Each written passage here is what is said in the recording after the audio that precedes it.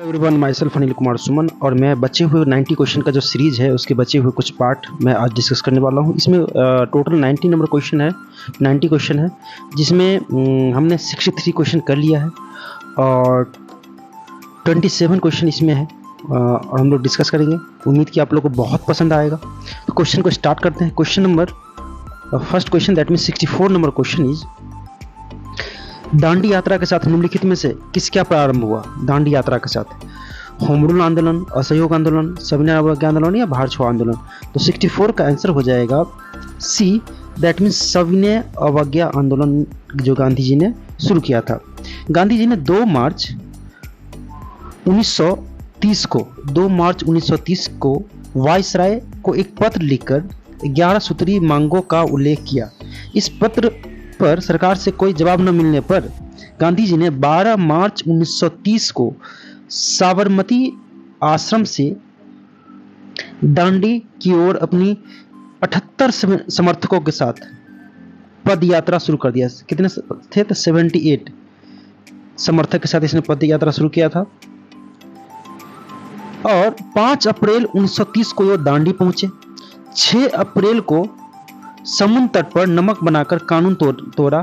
इसके साथ ही that means actually starting जो हुआ 6 अप्रैल से ये सविनय अवज्ञा आंदोलन शुरू हो गया था। So C option is the correct answer.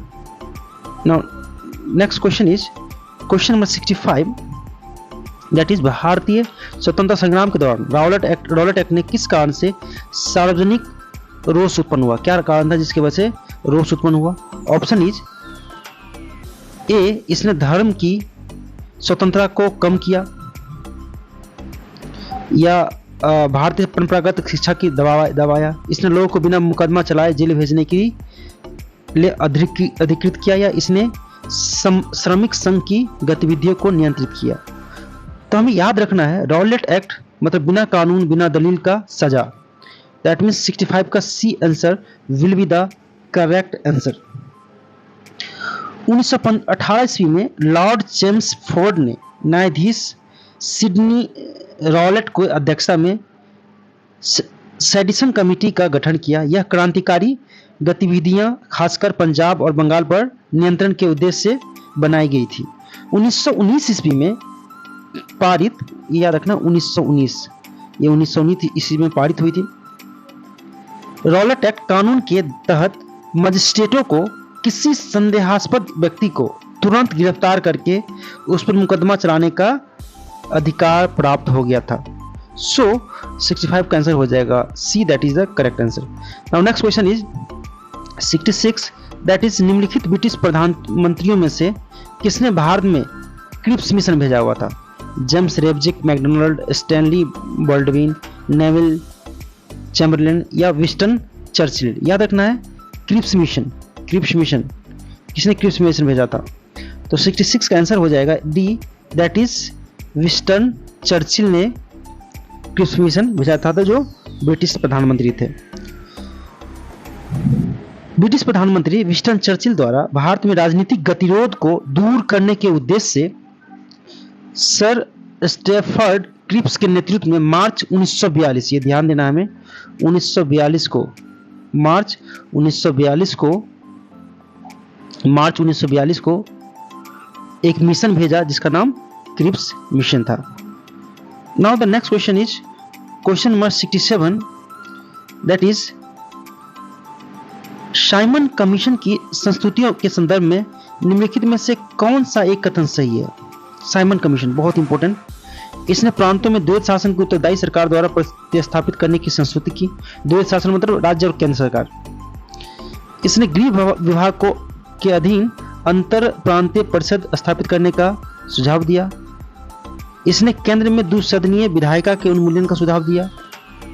D option, इसने भारतीय पुलिस सेवा को इस प्रावधान के साथ सीमित करने की संस्तुति की कि ब्रिटिश भर्ती का भारतीय भर्ती की तुलना में वेतन तथा भत्ता अधिक होगा। तो 67 का जो आंसर हो जाएगा दैट इज ए, बहुत important.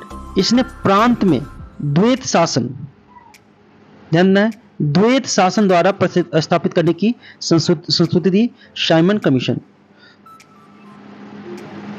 So A option is the correct answer. Now 1919 ईस्वी के भारत सरकार अधिनियम में वह व्यवस्था की गई थी कि 10 वर्ष के उपरांत एक आयोग इस अधिनियम की प्रगति की समीक्षा के लिए नियुक्त किया जाएगा। 8 नवंबर 1927 को सर जॉन साइमन के नेतृत्व में आयोग की स्थापना की घोषणा की गई। ये ध्यान देना, 8 नवंबर 1927 ये साइमन कमीशन की जो है 8 नवंबर 1927 को इसका गठन किया गया था सर जॉन साइमन के नेतृत्व में। साइमन कमीशन का संस्तुतियों में कहा गया है कि प्रांतीय क्षेत्र में विधि तथा व्यवस्था सहित सभी क्षेत्रों में उत्तरदायी सरकार गठित की जाए। केंद्र में उत्तरदायी सरकार के गठन का अभी समय नहीं आया है तथा केंद्रीय विधान मंडल का पुनर्गठित किया जाए ताकि संघीय भावना का पालन हो एवं इसके सदस्य प्रांतीय विधानमंडल के अप्रत्यक्ष रूप से चुना जाए। सो साइमन कमीशन 8 नवंबर 1927, हमें ध्यान देना इंपॉर्टेंट पॉइंट, इसमें इसके द्वारा द्वैध शासन। Now next question is question number 68। इसके कथन जो है, इस पर विचार करना में कथन है कि डॉक्टर राजेंद्र प्रसाद ने महात्मा गांधी को चंपारण आने तथा कृषकों को समस्या की जांच करने के लिए राजी किया। मतलब देखना है हमें कि ये कथन सही है या गलत है, और या फिर चंपारण जांच में आचार्य जेबी कृपलानी महात्मा गांधी के निकट सहयोगी में से एक थे। अब इन दोनों ऑप्शन में से हमें देखना है कि ये नीचे जो ऑप्शन है उसमें से करेक्ट कौन से है। जैसे केवल एक, केवल दो, एक और दो, न तो एक और न दो। इसका आंसर हो जाएगा 68 का बी, दैट इज केवल दो। ए ऑप्शन जो है गलत था। राजेंद्र प्रसाद ने महात्मा गांधी चंपारण की जो है नहीं इनवाइट किया हुआ था जांच करने के लिए। But second option is correct. Champaran जांच से आचार्य जेबी कृपलानी महात्मा गांधी के निकट सहयोगी में एक थे, जेबी कृपलानी। 1917 ईस्वी में, ध्यान देना हमें, 1917 ईस्वी में गांधी जी चंपारण के प्रमुख आंदोलनकारी राजकुमार शुक्ल, बहुत इंपॉर्टेंट, राजकुमार शुक्ल, जिसके इनविटेशन पर ये गए हुए थे, राजकुमार शुक्ल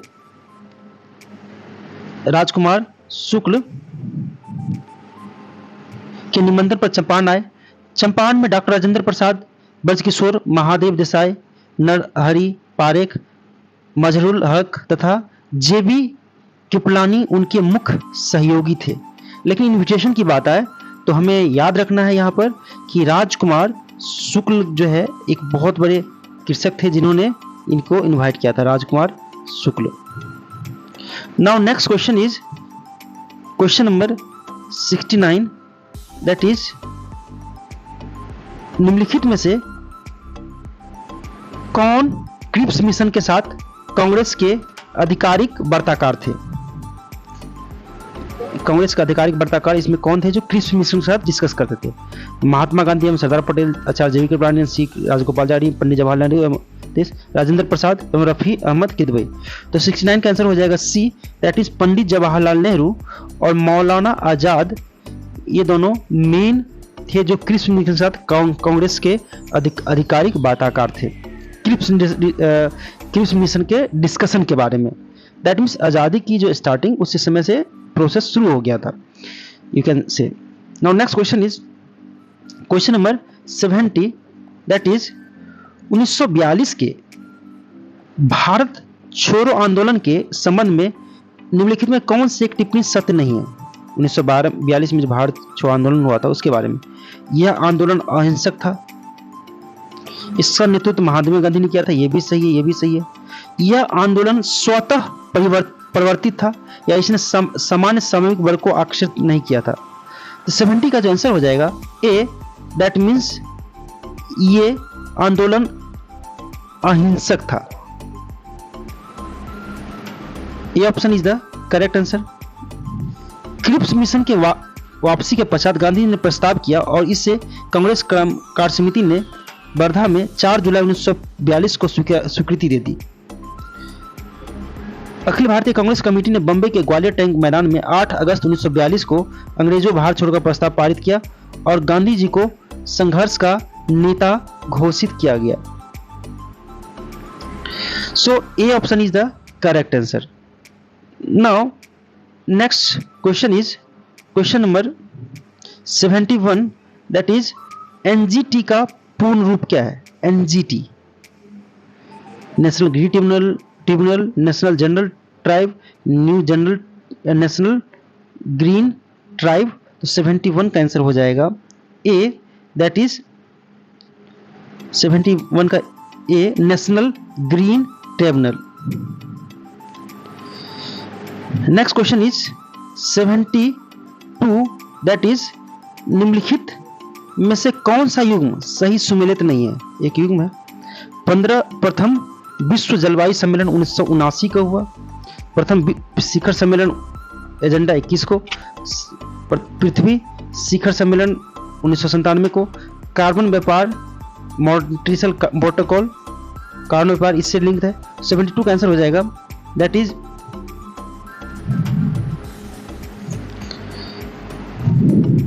डी, कार्बन व्यापार मॉन्ट्रियल प्रोटोकॉल से संबंधित है। दिए गए युग्मों में विकल्प डी का युग्म सही सुमेलित नहीं है, क्योंकि मॉन्ट्रियल प्रोटोकॉल कार्बन व्यापार से संबंधित नहीं है, बल्कि ओजोन संरक्षण के लिए संधि से संबंधित है। वास्तव में 16 सितंबर 1987 ईस्वी को मॉन्ट्रियल प्रोटोकॉल संधि ओजोन परत की छीन करने वाले पदार्थों के बारे में एक अंतर्राष्ट्रीय संधि है, जो ओजोन परत का संरक्षित करने के लिए चरणबद्ध तरीके से उन पदार्थों का उत्सर्जन रोकने के लिए बनाई गई है, जिन्हें ओजोन परत को छीन करने के लिए उत्तरदायी माना जाता है। यह संधि 1 जनवरी 1989 में प्रभावी हुई। दैट मीन्स मॉन्ट्रियल प्रोटोकॉल ये लिंक्ड है ओजोन परत से रिलेटेड।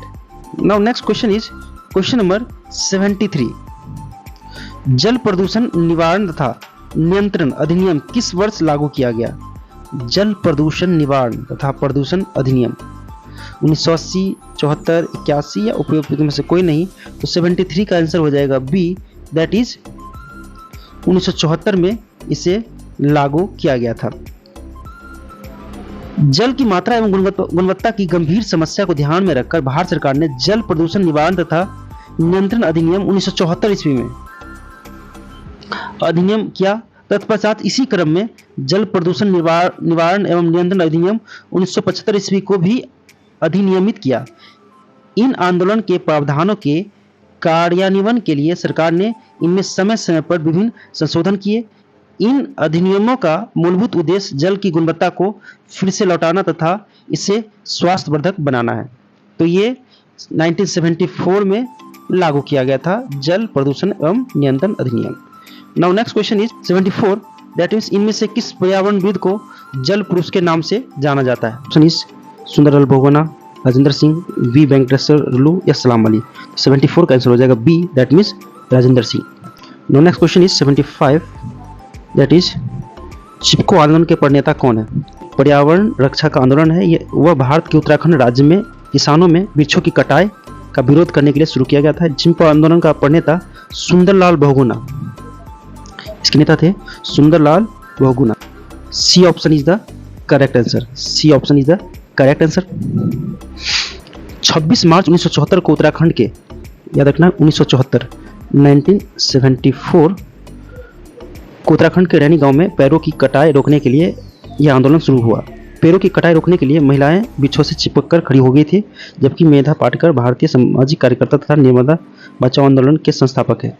वही चंडी प्रसाद भट्ट भारत के गांधीवादी पर्यावरणविद और सामाजिक कार्यकर्ता है तथा एम.एस. स्वामीनाथन पौधों के जेनेटिक वैज्ञानिक हैं। So C option is the correct answer. Now next question is question number 76, that is Bharat में केंद्रीय गंगा प्राधिकरण की स्थापना कब की गई थी? केंद्रीय गंगा प्राधिकरण, तो 76 का आंसर हो जाएगा डी, दैट इज 1985 में। भारत में गंगा को प्रदूषण से मुक्त करने के लिए स्वर्गीय प्रधानमंत्री राजीव गांधी की अध्यक्षता में वर्ष 1985 में केंद्रीय गंगा प्राधिकरण का गठन किया गया। केंद्र सरकार द्वारा वर्ष 2009 में गंगा को राष्ट्रीय नदी घोषित कर गंगा बेसिन प्राधिकरण की स्थापना की थी। इस प्राधिकरण को वर्ष 2020 तक गंगा का पूर्णतः प्रदूषण मुक्त कर निर्मल बनाने का दायित्व सौंपा गया। So D option is the correct answer. 1985 में केंद्रीय गंगा प्राधिकरण की स्थापना की गई थी। Now next question is question number 77। कौन जलवायु परिवर्तन का संकेतक नहीं है? वनस्पतिक संकेतक, हिमीय संकेतक, विवर्तनीय संकेतक या दीर्घकालिक परिवर्तन? तो 77 का आंसर हो जाएगा डी, दैट इज दीर्घकालीन परिवर्तन। जलवायु परिवर्तन औसतन मौसमी दशाओं के पैटर्न में ऐतिहासिक रूप से बदलाव आने की कहते हैं। जलवायु की दशाओं में यह बदलाव प्रकृति भी हो सकता है और मानव की क्रियाकलापों का परिणाम भी है।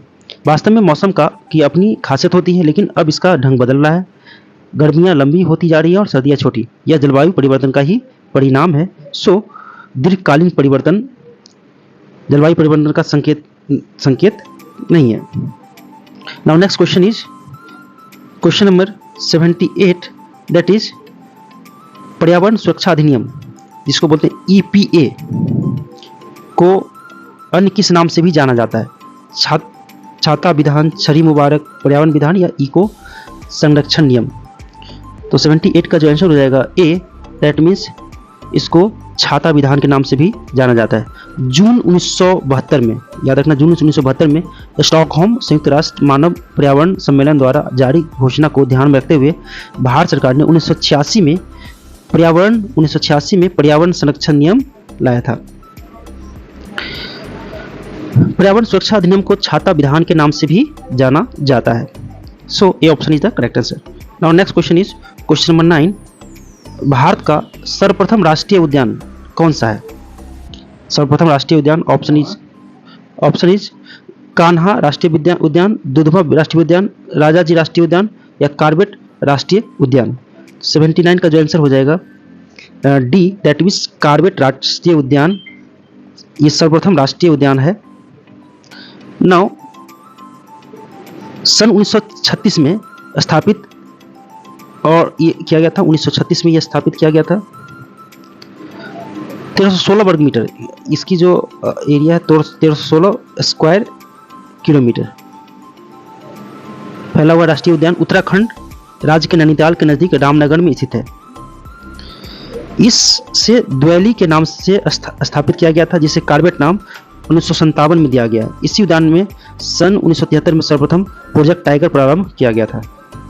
सो D option is the correct answer. Now next question is question number 80। निम्नलिखित में से कौन सा नेशनल वोटर्स डे है? 80 का आंसर हो जाएगा सी, दैट इज 25 जनवरी नेशनल वोटर्स डे के रूप में मनाया जाता है। यह दिवस मतदाताओं के जागरूक करने के उद्देश्य से पहली बार 25 जनवरी 2011 को मनाया गया था, जिसे अब प्रतिवर्ष मनाया जाता है। 2011 से ये शुरू हुआ और प्रतिवर्ष मनाया जाता है। Now next question is question number 81। निम्नलिखित में से कौन सा तत्व प्रदूषण नहीं फैलाता है? तांबा, कैडमियम, आर्सेनिक या निकेल? तो 81 का आंसर हो जाएगा ए, दैट मीन्स तांबा जो है प्रदूषण नहीं फैलाता है। तांबा एक ऐसी धातु है जो प्रदूषण नहीं फैलाता। ताप एवं विद्युत का सुचालक तांबा में पिघली अवस्था में गैस शोषित करने का क्षमता है। यह गैस पुनः ठंडी होने पर मुक्त हो जाया करती है। तांबा एक बहुआयामी धातु है जिसके लवणों का प्रयोग जीवाणुनाशक के रूप में भी किया जाता है, जबकि आर्सेनिक, कैडमियम तथा निकेल ऐसे तत्व हैं जो प्रदूषण फैलाने में सहायक होते हैं। Now next question is question number 82। मैदानों में पर्यावरण संतुलन के बनाए रखने के लिए न्यूनतम जंगली क्षेत्र चाहिए, कितना चाहिए मिनिमम? तो 82 का आंसर हो जाएगा डी, दैट मीन्स 25% ये मिनिमम चाहिए। वन नीति के अनुसार पर्वतीय पहाड़ी प्रदेशों के 60% क्षेत्रफल पर, पठारी भागों के 40% क्षेत्रफल पर तथा मैदानी भागों में 25% क्षेत्रफल पर वन क्षेत्र होना चाहिए पर्यावरण संतुलन को बरकरार रखने के लिए। So next question is question number 83। One अनुसंधान संस्थान कहाँ स्थित है? मैसूर में, देहरादून में, नागपुर में या एर्नाकुलम में? 83 का आंसर हो जाएगा बी, दैट मीन्स ये देहरादून में स्थित है वन अनुसंधान संस्थान। Next question is 84, that is गिर के शेरों को रखे जाने हेतु किस राष्ट्रीय पार्क अभियान का चयन किया गया है? गिर के शेरों को रखने जाने के लिए पेंच, कान्हा, बांधवगढ़ या पालपुर कुनो? 84 का आंसर हो जाएगा डी, दैट इज पालपुर कुनो। गुजरात के गिर राष्ट्रीय उद्यान में पाए जाने वाले एशियाटिक बब्बर शेरों को मध्य प्रदेश के सीहोर जिले में स्थित पालपुर कुनो अभयारण्य में लाए जाने की प्रस्ताव है, ये मध्य प्रदेश में। सो 84 का आंसर हो जाएगा D. Now next question is 85, that is निम्नलिखित में से कौन सा लालसर पक्षी के संरक्षण से संबंध पक्षी विहार है? बक्सर, गोगबिल, कांवर या सरियामन पक्षी विहार? तो 85 का आंसर हो जाएगा ए, दैट इज बक्सर पक्षी विहार। ये लालसर पक्षी के संरक्षण से संबंध पक्षी विहार है। Now next question is 86, that is हरित सूचकांक, जिसे ग्रीन इंडेक्स के नाम से भी जाना जाता है, किसके द्वारा विकसित किया गया था? तो इसका ऑप्शन है विश्व बैंक का पर्यावरण एवं सामाजिक विकास प्रभाव, bank environmentally and socially settlement development division, या संयुक्त राष्ट्र पर्यावरण कार्यक्रम, इसको हिंदी इंग्लिश में बोलते हैं यूनाइटेड नेशंस एनवायरमेंट प्रोग्राम, या संयुक्त राष्ट्र विकास कार्यक्रम, या क्योटो प्रोटोकॉल। तो 86 का आंसर हो जाएगा बी, दैट इज संयुक्त राष्ट्र पर्यावरण कार्यक्रम या यूनाइटेड नेशंस एनवायरमेंट प्रोग्राम। यह हरित सूचकांक द्वारा विकसित किया गया था। हरित सूचकांक संयुक्त राष्ट्र पर्यावरण कार्यक्रम द्वारा विकसित किया गया था। यूएनईपी का ही हिस्सा है, जिसको क्योटो प्रोटोकॉल के नाम से भी जाना जाता है। Now next question is question number 87, that is एक सींग वाला गैंडा। एक सींग वाला गैंडा किस प्रदेश में पाया जाता है? एक सींग वाला गैंडा। तो 87 का आंसर हो जाएगा बी, दैट इज पश्चिम बंगाल और आसाम में एक सींग वाला गैंडा पाया जाता है। ये असम के काजीरंगा राष्ट्रीय उद्यान में है। इसके अलावा पश्चिम बंगाल में भी एक सींग वाला गैंडा पाया जाता है। काजीरंगा एक मेन फेमस है एक सींग वाला गैंडा के लिए। Now next question is question number 88, संयुक्त राष्ट्र द्वारा वर्ष 2008 को अंतर्राष्ट्रीय वर्ष घोषित किया गया, किस वजह से? संयुक्त राष्ट्र द्वारा वर्ष 2008 को क्या वजह थी जिसकी वजह से अंतर्राष्ट्रीय वर्ष घोषित किया गया? तो ऑप्शन है स्वच्छता, पेयजल, साक्षरता, शिशु मृत्यु दर में कमी। तो इसका आंसर हो जाएगा ए, दैट मीन्स स्वच्छता की वजह से संयुक्त राष्ट्र द्वारा वर्ष 2008 को अंतर्राष्ट्रीय वर्ष घोषित किया गया, जिसे यूएनओ के नाम से भी जानते हैं। इसे 3 रूपों में मनाने की घोषणा की। पहला जो है अंतर्राष्ट्रीय आलू वर्ष, स्वच्छता वर्ष और भाषा वर्ष, जबकि वर्ष 2009 को अंतर्राष्ट्रीय खगोलीय व्यय घोषित किया गया है। 2008 को मतलब कि 3 तरीके से क्या सकते हैं, आलू के लिए भी, स्वच्छता के लिए भी और भाषा के लिए भी, 3 तरीके से। सो स्वच्छता will be the answer. Now next question is question number 89, बहुत ही इंपॉर्टेंट क्वेश्चन। भोपाल गैस त्रासदी के दौरान जो गैस निकली थी वह कौन सी गैस थी? इसका आंसर हो जाएगा सी, मिथाइल आइसोसाइनाइड। Methyl isocyanide. ये 3 दिसंबर 1984 को घटित हुई थी। बहुत ही भयावह घटना जो 3 दिसंबर 1984 ईस्वी को घटित हुई थी। भोपाल यूनियन कार्बाइड कारखाने में जहरीली गैस मिथाइल आइसोसाइनाइड रिसने से हजारों लोगों की मृत्यु हुई। यह एक बहुत बड़ी मानव त्रासदी थी। इस घटना के बाद बची हुई गैस को समाप्त करने के लिए सरकार ने ऑपरेशन फेथ चलाया था। नाउ नेक्स्ट और last question is question number 90, that is ozone छिद्र का निर्माण सर्वाधिक है कहाँ पर है? भारत के ऊपर, अफ्रीका के ऊपर, अंटार्कटिका के ऊपर या यूरोप के ऊपर? तो 90 का आंसर हो जाएगा सी, दैट इज अंटार्कटिका के ऊपर में ये छिद्र टाइप का ओजोन परत में सर्वाधिक है। वायुमंडल में सुरक्षा आवरण के रूप में ओजोन परत स्थित है, जो हमें हानिकारक विकिरण में सुरक्षा प्रदान करती है, लेकिन पर्यावरण प्रदूषण के चलते ओजोन परत में छिद्रों का आकार बढ़ता जा रहा है। इन छिद्रों में सबसे बड़ी ओजोन छिद्र अंटार्कटिका के ऊपर दक्षिणी ध्रुव में बन गया है, जिसका क्षेत्रफल 27 लाख वर्ग किलोमीटर है। So C option is the correct answer. इस छिद्र की वजह से जो परावैंगनिक किरण है इसको रोकती है, और नहीं होगा तो फिर कैंसर भी पैदा हो सकता है। सो 90 का आंसर हो जाएगा सी, अंटार्कटिका के ऊपर बहुत बड़ा ओजोन छिद्र है। Now next, okay thank you. ये 90 क्वेश्चन का सीरीज कंप्लीट हुआ। होपफुली आपको बहुत पसंद आ रहा होगा। Thank you for watching.